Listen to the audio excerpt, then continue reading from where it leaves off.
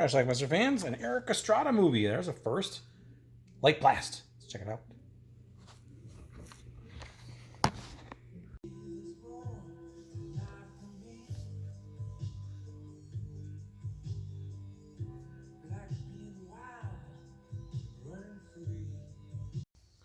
The movie starts with a young couple. Can you tell me the time? Yeah, it's late. Too late. Is that so? Well, this young couple starts fooling around as young couples do, and then all of a sudden a laser beam hits.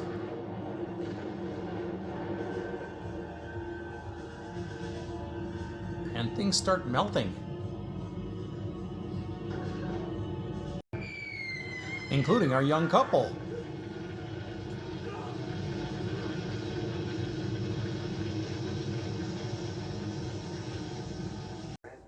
On the other side of San Francisco, there's a hostage situation in a bank. It's now almost 3 hours that the robbers have held the hostages inside the Sequoia Savings and Loan Building. Away from the wall! One at a time! Hey, don't shoot! First hostage is coming out now. Don't shoot! Oh, God. The hostages demanded lunch. Bang, bang. So in comes Detective Ron Warren. That's Erik Estrada with the turkey. Turkey with French fries? Shit. That's no ordinary turkey. Hey, whoa! What the shit's going on? Whoa! He's able to clean house there and come home to the lovely Jacqueline. Saw you on TV today, hero. Yeah? That was his real life wife at the time. I think I have exclusive right to those sweet cakes. And now so does every other girl in town. The mayor doesn't want a panic on his hands. All he wants to know are his staff and our special squad. Okay, maybe it's your everyday lunatic. Maybe so, but whoever sent that tape to the mayor claims to have caused that explosion in Riverside. Doubts about our intentions. In the meantime, get together $5 million in used bills. That is our price if you wish to save your city. So whoever created that laser beam melt your skin off device is using it again.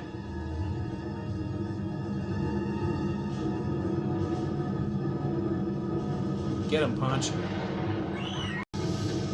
It's too late for these folks, though.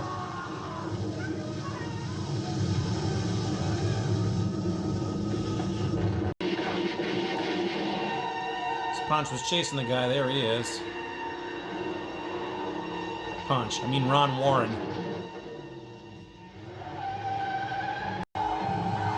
In fact, there's lots of car chases in this movie. And car crashes.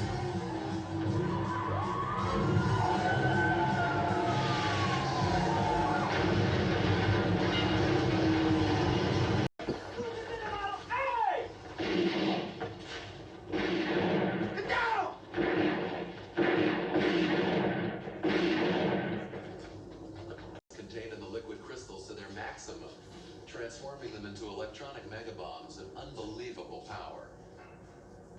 Are you saying that the weapon can transform any source of light into a powerful weapon? Wrong. There's a chick named Bonnie, and this is the end of the chick named Bonnie. This is one of the bad guys. Working for Laser Beam Man. He follows them into a funeral parlor. I just got back. I took care of it. She won't talk anymore. I think I was being followed, but I'm sure I lost him.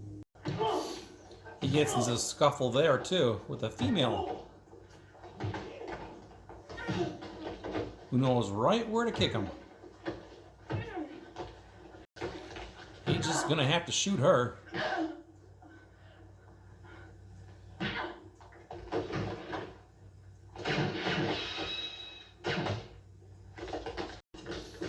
When the other guy runs away, he finishes her off. So they're gonna pay part of the ransom. You must not be aware that the bills are not all real. Okay, you want me to sign a receipt or something?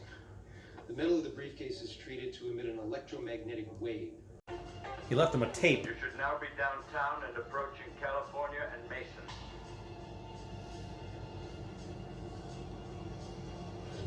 basically where to drop off the money. Which they do. Now remember, most of the money is fake. That's a smooth transition right there. With the help of some microfilm, he's able to figure out Yuri, the scientist, is the guy who's created the laser beam, and it's the guy who took a shot at him. That's him. Yuri Sabota. Death by light blast.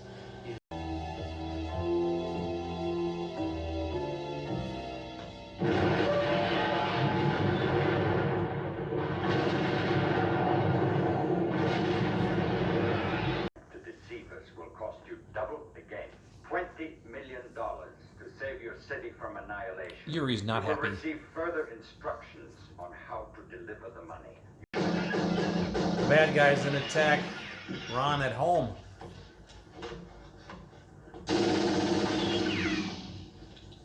Fortunately, that's the end of Jacqueline.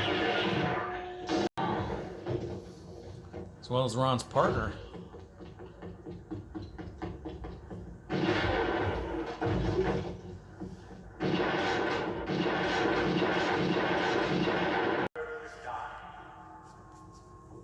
Why so, Mr. Sabota? You killed my wife.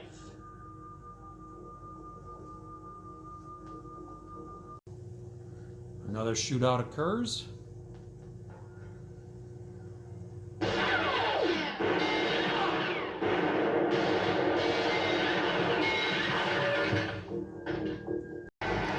Ron almost gets crushed in a car, but he turns the tables on the crusher.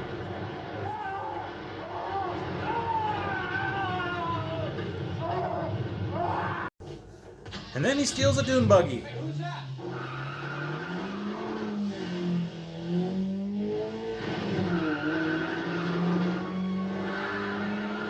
Hey, what the fuck you doing? They then have a car chase through the streets of San Francisco, and I'm not sure how he pulls this off since there was no ramp there, but whatever. That's not even Erik Estrada. This car apparently has a built-in ramp, because it jumps anytime it wants to.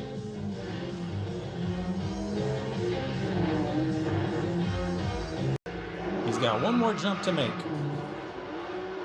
Yuri, the guy with the laser beam thing, is out on this boat thing, cement thing out in the water. And after killing everybody up on top, Yuri accidentally shoots himself. And then our film abruptly ends.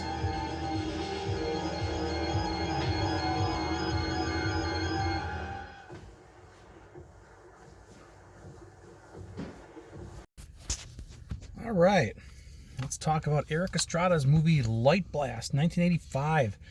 Had this taped on a beta tape. I think it was a Max L tape. I think I had it on the same tape with Girls School Screamers, actually, something I also reviewed not too long ago. This is what I used to call one-man gang movies. They kind of came out in the 80s. All this, maybe it's not quite like that. You know, you had Sylvester Stallone, who made several of those, and Schwarzenegger did some, where it was just one man ends up killing 100 different people in the movie, kills all the bad guys, and saves the princess. Whatever, right? I guess this is a little similar to that, although not quite as big a cast. But anyway, we have a movie here. It's almost similar to like a James Bond movie on a much smaller scale. We have that takes place in San Francisco. Erik Estrada is a cop, just like he was on Chips. And in this movie, he's going after this guy who's created this like doomsday machine laser gun thing. When he fires it, it basically melts off all the skin of anybody in range, kind of like the end of Raiders of the Lost Ark. So he kills a few people with this thing, and then he basically threatens the mayor of San Francisco. I want $10 million or I'm going to annihilate your entire city. And we know he has the machine to do it. So that's the plot of this movie. So Erik Estrada has the job of trying to find this guy. So he spends the rest of the movie just basically searching it out, trying to locate this guy. He does some investigation and finds out he's this scientist guy named Yuri Sobibor or something like that. I'm not exactly sure what it was, but yeah, that's pretty much it. There's a lot of car chases, a lot of killing. Near the end of this movie, there's a final chase where he has this little dune buggy car, which he jumps and goes under this river raft thing. And from there, he confronts the guy who's like on this like cement raft thing, and below it there's like this little space underneath it where he's there, and he the guy ends up shooting himself with his own laser ray and melts himself, and that's how the movie ends. It just kind of ends abruptly like that. So anyway, that is Light Blast. Now I remember seeing this film for the first time. I remember looking through the cable guides, and this didn't stand out to me, but I caught some of it on TV, and I was like, I really enjoyed that, so I decided to tape it. That's why I have it, and that's why I have the DVD today. I enjoyed it, and I watched it, taped it. There you go. So anyway, I still enjoyed this movie. It's very, very cheesy, yes, but it kind of plays like a real live Chips episode with a little higher octane, maybe, put it that way. But I do like Erik Estrada. He's kind of fun, and it is what it is. So anyway, like I said, cheesy film. This is an Italian-made flick, although it was obviously filmed in San Francisco. Code Red put out this DVD several years ago now. When I bought this back in 2016 or so, I want to say this thing was running for about $50-$60. I looked on eBay today, and there's a couple people who have several copies of it available for about $25. Now, when they have several copies available of one title, that sometimes screams bootleg, but I don't know. One of them even legitimately says, these are legitimate discs. These are the real deal. So who knows? There was a couple other copies listed out there. One was for like $50, one was for like $99. That seemed to be more in line with what I saw years ago. So I don't know, whatever. Anyway, I will leave a link to Amazon if Amazon is carrying this thing. I wouldn't be surprised Code Red puts this on Blu-ray at some point, but we'll find out. But anyway, Light Blast. It's a fun movie. It really is. I don't think there was any nudity. Maybe. I don't think so. But a lot of fun chases, cheesy violence, whatever. It's a good time. Check it out. Leave some comments. Light Blast. Watch it. Bye.